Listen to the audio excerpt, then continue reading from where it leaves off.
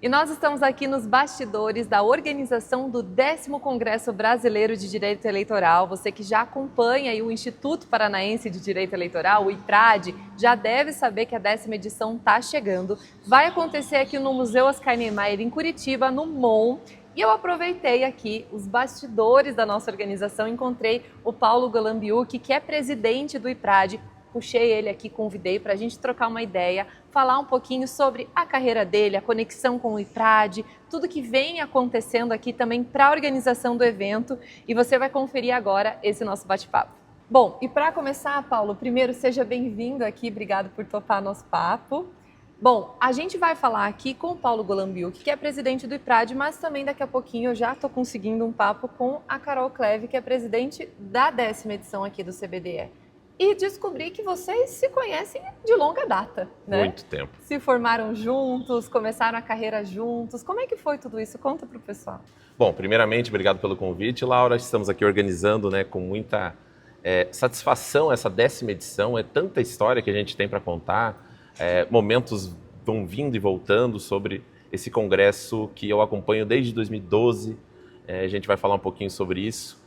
Mas sobre a Carol, de fato, eu conheço a Carol há muito tempo, a gente se formou junto, esteve na graduação toda juntos, sempre com uma preferência ali pelo direito público, nós dois ali na fase da OAB, na segunda fase, fazendo em direito constitucional, talvez só nós dois e mais 3 pessoas, todo mundo fazendo as áreas do direito privado, e desde então nós sempre estivemos em todas as eleições. Então isso foi em 2011 nos formamos, em 2012 já advogados, começamos a atuar. Eu lembro que na primeira campanha que eu atuei foi pelo mesmo escritório que a Carol participou, o escritório do Guilherme Gonçalves, e 2 anos depois a Carol sai de uma oportunidade que ela tinha no escritório do Pereira, porque ela vai para uma campanha presidencial já em 2014, e aí eu acabo entrando no escritório do Pereira para participar de uma campanha ao governo do estado. Desde então eu não saí mais, acabei ficando nesse escritório até então, e nós sempre estivemos conectados de alguma maneira. Às vezes do mesmo lado, às vezes de lado opostos ali no tribunal, em campanhas diferentes, em campanhas juntos, mas sempre mantendo a amizade acima de tudo e também no meio acadêmico, como aqui no nosso congresso. A gente acabou começando a viver essa experiência acadêmica, institucional e passando por várias etapas juntos, às vezes à distância, mas sempre juntos. Boa, Paulo, perfeito. E é muito legal que eu vejo que essa similaridade, essa conexão entre os temas que você vem falando aqui, são coisas que a gente vê muito no Congresso de Direito Eleitoral. Eu já estou há bastante tempo acompanhando também o evento, vejo na programação, nas palestras, tudo isso que a gente consegue levar, de fato, educar, compartilhar com quem vem no evento. E falando de CBDE, você está aqui da 8ª, na 9ª, na 10ª edição, desde sempre. Na 8ª você era presidente do evento. Isso. Aí na 9ª edição já presidente do IPRAD e agora a 10ª edição, novamente, segundo mandato. Exatamente. Como presidente do IPRAD. Como é que é essa história com o CBDE? Você teve desde o começo, relatoria, ouvi um podcast seu esses dias falando da relatoria, como é que foi? Bom, vamos lá. Eu participei do congresso primeiro como espectador, um mero espectador, por assim dizer, lá em 2012, na 3ª edição, junto com a Carol Cleve, inclusive, ela que me convidou para esse universo, e o congresso tem tudo a ver com a minha entrada, inclusive profissional depois na área. Então, o congresso me abriu a porta e a certeza de querer trabalhar com direito eleitoral, inclusive. Na 4ª edição também, ainda como espectador, e aí na 5ª edição, eu já estava no escritório do Luiz Fernando Pereira, isso foi em 2016, e eu lembro que ele me convidou com uma ideia muito incipiente naquele momento, que era assim, olha, por que a gente não junta ali o pessoal da pós-graduação, do direito eleitoral, começa a fazer o relato do que está sendo dito. Naquela época a gente não tinha inteligência artificial, a gente estava ainda, são mais de 10 anos já, ou precisamente 10 anos agora, 2016.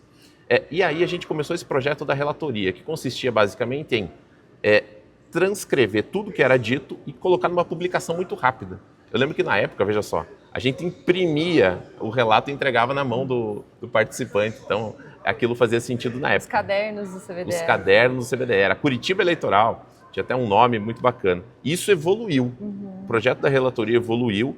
Eu não era do IPRAD em 2016, eu entrei no ano seguinte. E aí, nas edições subsequentes, a gente começou a reinventar, dar um 360 no evento em relação aos formatos. Então, a gente foi para um mundo completamente disruptivo. Os debates, o enfoque, Arena Talks, os TED Alikes, né, que são aquele formato performático. Então, nada disso existia em nenhum congresso jurídico do país.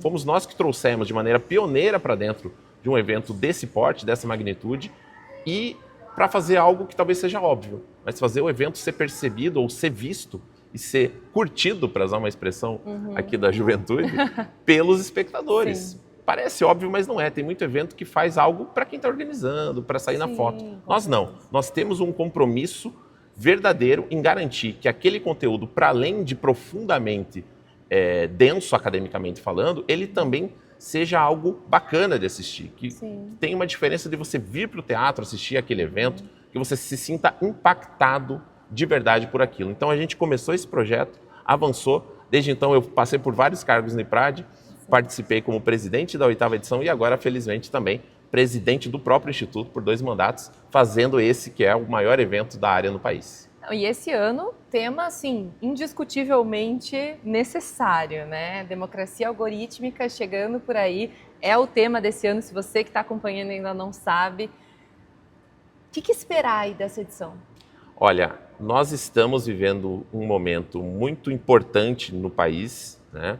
Nós tivemos eleições polarizadas, muita discussão, e no meio disso tudo, não bastasse por si só essa polarização, veio a tal da inteligência artificial. E ela está na nossa rotina, né? Isso no mundo todo, não só no direito.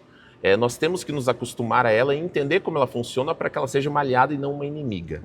No direito eleitoral não é diferente, ao contrário. A gente vai ver muita inteligência artificial, já está acontecendo, né? E temos que tomar o cuidado de entender aquilo, porque ele se aproxima muito de uma realidade, principalmente para pessoas talvez ali com menos instrução, e nós temos o dever, inclusive, porque estudamos a matéria, de passar para as pessoas como lidar com isso, entender essa ferramenta e como ela pode, como eu disse ao início, ser uma aliada e não demonizá-la por completo, falar não podemos ter isso, porque é incontrolável. Aí seria tentar enxugar gelo, e a gente não vai conseguir. A gente precisa entender o algoritmo, entender como isso funciona, para que a nossa democracia seja aperfeiçoada dentro desse contexto que, como eu falei, é inevitável. Não, perfeito. E até falando um pouco, você comentou sobre a relatoria, tem bastante gente que acompanha o Instituto aqui, jovens, estudantes, enfim, que desde aquela época já veem que tem um espaço dentro do Congresso para esse público também, mas também dentro do direito eleitoral. O que você diria sobre o direito eleitoral, que é a tua área, é onde você está mergulhado hoje? O que você diria para essas pessoas? Bom, direito eleitoral não é fácil. Trabalhar com direito eleitoral não é nada tranquilo. Esteja preparado se você quiser de verdade encarar esse desafio, trabalhar às vezes domingo a domingo, não ter muito horário para trabalhar, uma certa pressão ali natural da matéria, mas vale muito a pena, porque você se coloca dentro do centro do debate político. Você se coloca dentro das tomadas de decisões que vão depois nortear o futuro do nosso país. A eleição ela impacta não só os destinos da cidadania, mas também da economia, de como o universo político se comporta e como ele dita, portanto, as regras que vão depois guiar a rotina de todos nós cidadãos, de todos nós eleitores. Perfeito. Muito obrigada, Paulo, por esse tempinho que você separou aqui para falar com a gente. A gente sabe que é correria organizar um evento. O evento está chegando, inclusive, 10º CBDE, nos dias 26, 27, 28 e 29 de maio, aqui em Curitiba, no Museu Oscar Niemeyer, que é onde a gente está aqui agora. Inclusive, spoilers, aqui vai ser um palco bem legal, né? Sim, teremos muitas atividades, serão pelo menos 3 ambientes. Eu não vou dar tanto spoiler assim, mas pelo menos 3 ambientes simultâneos, muita coisa acontecendo ao mesmo tempo, igual aquele filme que eu falei agora há pouco. Então se preparem que vai ser diferente, ainda mais diferente do que as outras edições foram, e com certeza vocês vão curtir bastante. Isso é muito legal do IPRAD, do CBDE, são institutos e organizações que de fato se reinventam e todo ano tem muita coisa legal. A gente se encontra no 10º CBDE e se você assistir essa gravação depois do evento, fica tranquilo porque a democracia vai continuar, as eleições vão continuar e o evento continua também. A gente se encontra em breve.